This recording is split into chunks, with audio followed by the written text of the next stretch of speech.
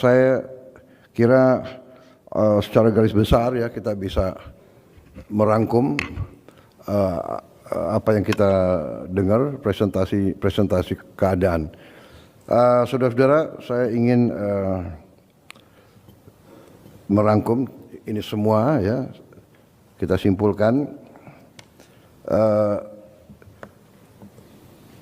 Kita hadapi perkembangan yang terjadi secara global di kawasan Eropa dan Timur Tengah, dan ini tentunya memberi dampak kepada kita karena akan mempengaruhi harga BBM. Harga BBM juga bisa mempengaruhi harga makanan.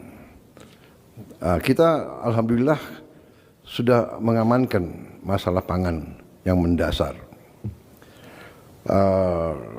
Masalah BBM kita sebenarnya sudah punya rencana-rencana, ini akan kita akselerasi ya. Tapi tentunya kita juga sekarang harus melakukan langkah-langkah yang proaktif, dalam arti kita harus melakukan penghematan konsumsi BBM.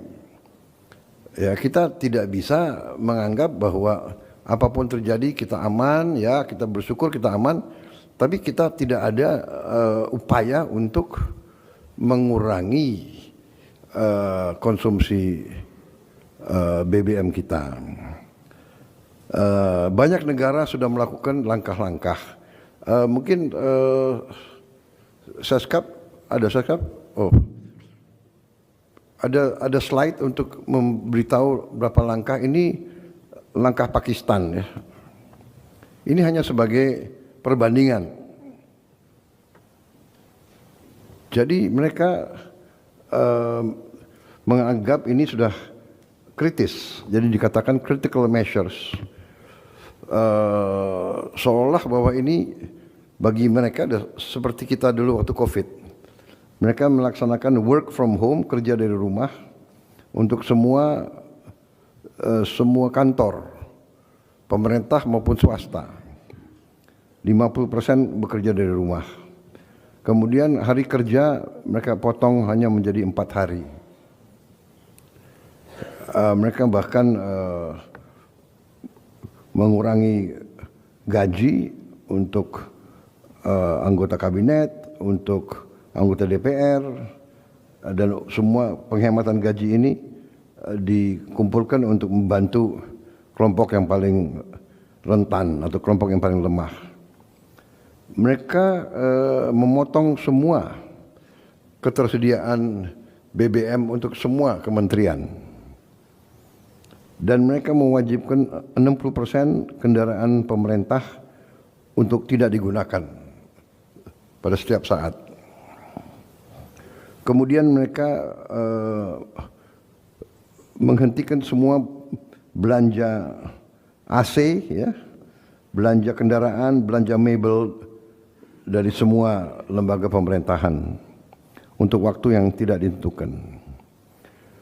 Mereka hentikan semua kunjungan ke luar negeri, kemudian mereka kurangi, tidak boleh menggunakan dana pemerintah untuk acara-acara pesta dan sebagainya. Kemudian semua lembaga pendidikan tinggi mereka pindah ke online. Kemudian semua sekolah berhenti untuk 2 minggu. Ya mungkin ini menghadapi Idul Fitri. Ini hanya contoh, ya. Ini contoh. Maksud saya ini ada berapa hari. Saya kira kita bisa mengkaji masalah ini, ya kan? Saya kira kita juga harus mengupayakan bahwa kita melakukan penghematan. Saya percaya 2-3 tahun kita akan sangat kuat, tapi tetap kita harus hemat konsumsi. Dengan demikian, kita berharap kita akan selalu menjaga bahwa defisit kita tidak tambah. Bahkan cita-cita kita adalah kalau bisa kita tidak punya defisit. Sasaran kita adalah APBN kita harus balanced budget, itu paling ideal. Dan itu saya kira kita bisa lakukan, ya. Bahwa kita harus selalu ingat bahwa kita masih menghadapi masalah-masalah kebocoran, ya, tidak efisien, masalah-masalah under invoicing, under counting, manipulasi administratif dan sebagainya. Ini besar, ini kebocoran ini besar. Maaf, saya selalu akan bicara masalah ini.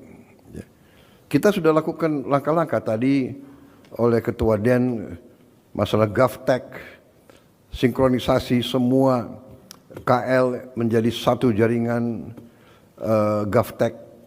Ini diperkirakan bisa kurangi kebocoran sampai dengan 40% dari pengeluaran kita.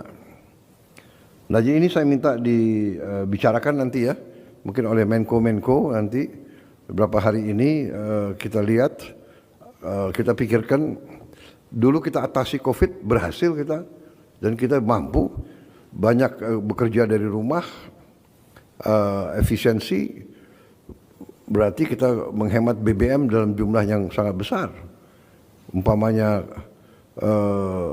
berapa ASN dan pejabat tidak usah ke kantor, mengurangi macet dan melaksanakan penghematan besar-besaran, mengurangi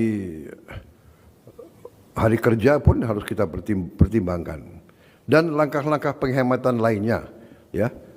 Saya kira itu yang saya ingin sampaikan, bahwa kita walaupun merasa aman, tidak panik, tapi kita juga tidak boleh terlalu lengah.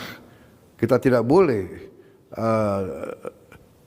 tidak mempersiapkan diri untuk kemudian paling jelek, ya. Kita berharap